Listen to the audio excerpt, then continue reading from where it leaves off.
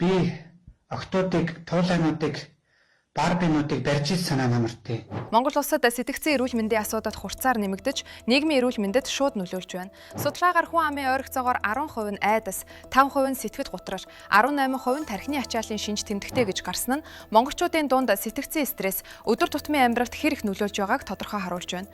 Эдгээр сэтгцэн асуудал нь зөвхөн хувь хүний амьдралд нөлөөлөхгүй, ажил хөдөлмөр, гэр бүл, нийгмийн харилцаанд хүндрэл учруулдаг. Судалгаагаар ажилгүйчүүд бага орлоготой иргэд залуучуудын дунд түгшүүр, стресс өндөр байгаа юм а.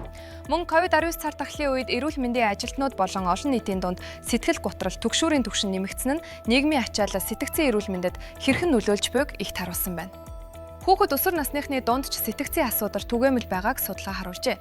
Тухайлбал 3 хүүхэд тутмын нэг нь ямар нэгэн сэтгцэн тулгамдсан асуудалтай бөгөөд энэ нь зөвхөн хүүхдийн сэтгэл зүйн хөгжилд бус хичээлийн амжилт, нийгмийн харилцаанд ч сүргөөр нөлөөлдөг байна.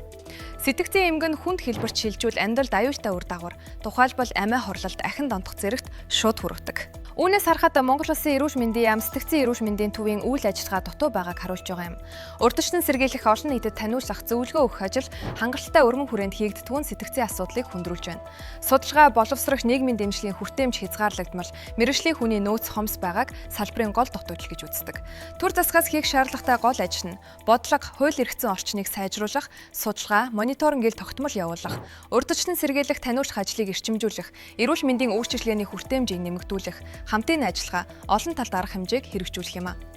Хувь хүн ч сэтгцэн эрүүл мэндээ хамгаалахад идэвхтэй оролцох хэрэгтэй. Үүнд хангалттай нойр, дасгал, эрүүл хооллолт, стрессийг зохицуулах бясалгал, амьсгалын дасгал, нийгмийн дэмжлэгтэй харилцаа, мэргэжлийн зөвлөгөө авах зэрэг арга хэмжээг өдөр тутмын хэвшил болгох шаардлагатай. Товчхондоо сэтгцэн эрүүл мэндийг хамгаалах нь хувь хүн, төр засаг, нийгмийн дэмжлэг гурвыг хамтд нь хэрэгжүүлэхээс шууд хамаарах бөгөөд урьдчилан сэргийлэх, боловсрол, үйлчилгээний хүртээмжийг нэмэгдүүлэх буй бол сөрөг үр дагавар улам нэмэгдэх эрсдэлтэй.